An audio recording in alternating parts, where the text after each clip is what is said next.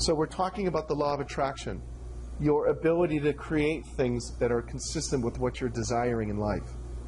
It's very simple. It's an accessing to your imagination.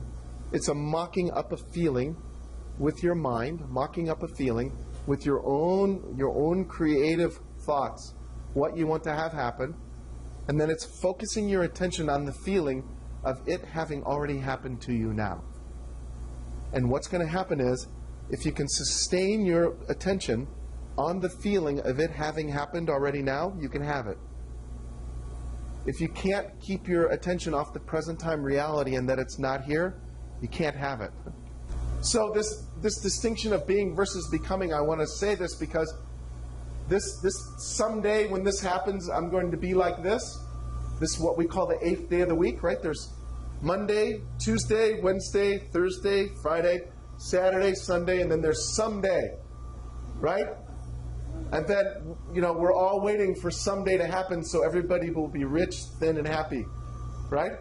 When someday happens, this is going to be an awesome place, isn't it? Okay. So what I'm saying is make your someday right now.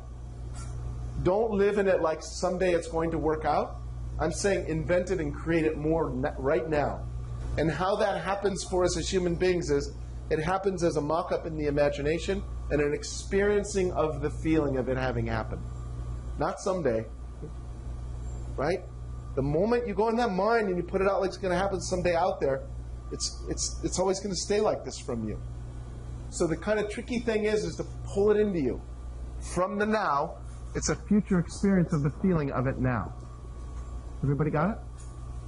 Why is this so important for us? It's so important for us because we live in the busyness of, I'm going to do this and do that, and then I'm going to get that and get this. How the world of creation actually works is the universe is going to hear what it is you're thinking, and the universe is going to respond to what you're feeling about what you're thinking. And you're not going to do anything. What you're going to do is either allow it to come into your experience or resist it and not allow it to be. So your ability to be irresistible is the most powerful tool that you can possess as a human being for creating. And so what you can notice is that as you begin to mock up in your imagination what you want to experience and start to focus on the feeling of already having it in the now, just kind of watch what comes bumping in. I don't deserve that. I'm not worthy of that. I'm not lovable. This place is not safe. Yeah, but I don't have the money for it. Well, I can't get that. You're going to have to deal with that. That's the resistance I'm talking about. You're going to visit this thing again. Is this chattering mind? So if you're in your if this chattering mind is going on, and it's got your attention can't be on experiencing the feeling of having what you want. Everybody got that? The biggest piece that I've talked about tonight. If this chattering mind has got your attention, you can't have your attention on imagining the feeling of what it is that you want. You can't do both, right? So this chattering mind thing has been looked at throughout the ages, and there's been all kinds of practices and all kinds of ways to get rid of it, right? So I'm going to tell you right now, so you don't waste any more energy or effort, you ain't getting rid of nothing. Okay? You're not going to get rid of it. You're not going to drink it away. You're not going to sex it away. You're not going to gamble it away. You're not going to drug it away. You're not getting rid of it anyway. But what you can do is you can have it disappear from lack of attention. And that's what I'm going to give you as a little bit of a practice. So, if you're going to handle this thing called this chattering mind, and we already established you're not going to get rid of it, you're not going to kill it, the way you're going to handle it, there's a first step that's very slippery. The first way we're going to handle it, I'm going to give you an analogy so you can kind of get how slick and slippery it is. If you were in jail and you were incarcerated, what would be the first thing you would have to do to get out of jail? You'd have to have a conscious recognition that you were in jail, wouldn't you? You got to know you're in jail before you can even plan an escape. Because if you don't know you're in jail, no escape is necessary, right? As you begin to become aware of being in this chattering mind, step one is that. Just becoming aware that you're in your mind. Okay? If you don't catch it, no escape is possible. Right? You don't even think to call your lawyer because you don't realize you're in jail, right? So step number one, conscious recognition that you're in your head. Now, you don't judge it, you don't evaluate it, you just notice it. So now we want to get out of that. There's no doingness involved here, and this is kind of where Western people gotta kind of chill out, I guess. There's no doingness in getting out of your head. There's an awareness that you're in your head, and then there's a usingness or an accessing of one of your senses. So you have about 53 senses. We only commonly know 5 of them. Sight, smell, touch, taste, hearing, right? Is that right? Yeah, 5. So something I want to say about your senses is your senses are always right now. Everybody feel your butt on the seat? Right, you see, you notice you weren't aware of your butt on the seat until I said become aware of your butt on the seat? That's pretty wild, huh? Cool. So, you hear the buzzing of that ice cream machine back there? So that's been going on the whole time, right? So this chattering mind is no different. I want you to just, when you become aware of it, notice it. Notice that you have these senses that are always comported to your present time environment. Your senses are always right now, right? So everybody heard that, right? Awesome. If you're in your head, you just notice you're in your head, and then you get tuned into one of those senses, because those senses, we were given those senses to get us comported to this physical meshed universe. They're always right now. Your sight is always right now. Your hearing is always right now. Your smell is, it's always right now. So if there's something going on, and I notice I'm in my head, mine is hearing. I'll just listen to the air conditioner. And then I'm back, right? If I like to play pool. If I'm playing pool, I'll feel my cue stick. Get tactily back in touch. If I'm noticing in my head I'm going back to get the balls, I'll put my hands up on the table and just feel the table, right? I'm now out of prison. I'm now back in the world, right? So this practice is that simple. Once you get out of your head, now you're free. And you don't need to worry, it's going to go back. You don't need to worry, it's coming, right? It's coming back again. Comes back again, notice it. Coffee, right? Whatever that is that gets you back in, use one of your senses to get you out of your head and back into the physical world. Now, every meditation is a structured setup of something version of it. They'll tell you to sit down and follow your breath. They're going to have some sound.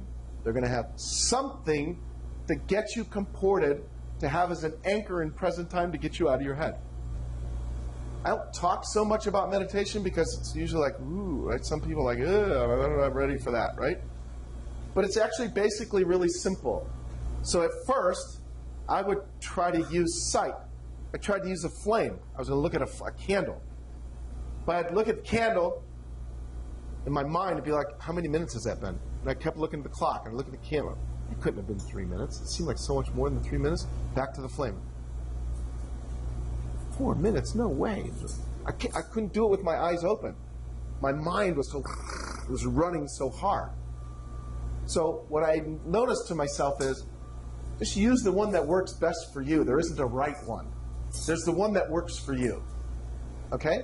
So I've spent years sitting on little cushions in cold, damp halls, following my breath and listening to chimes, listening to gongs, sitting there and having a guy walking around with a stick and then bowing to him and then leaning over and having him whack me on the back of those.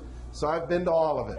I did a 30-day intensive meditation at Mount Shasta. It was 10 hours a day of no talking, no eye contact.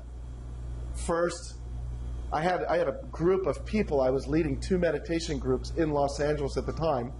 And the first day, my mind was going so crazy. I had to get an escape route. I had to get some way to get out of there.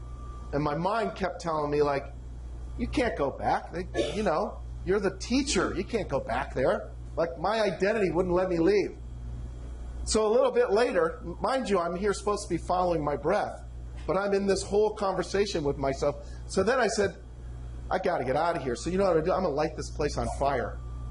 That was what I thought. I'm going to light this place on fire. And I was like, I can't light this place on fire. Well, they're going to go for that walking meditation outside. Yeah, I can light it on fire. And then I'll just leave and go home. And it's not like I left and couldn't make it. I had to leave. The place burned down. Of course I'm back, right? Now, mind you, I was supposed to be following my breath, right? So then a little bit later, I'm like, oh, you know what I'm going to do? I'm going to light this place on fire, and then I'm going to go in and rescue some people. So I'm going to come out, and I had the camera crews there. I'm picturing the people give an interview on the people that I rescued from this burning meditation zendo. It was awesome, right?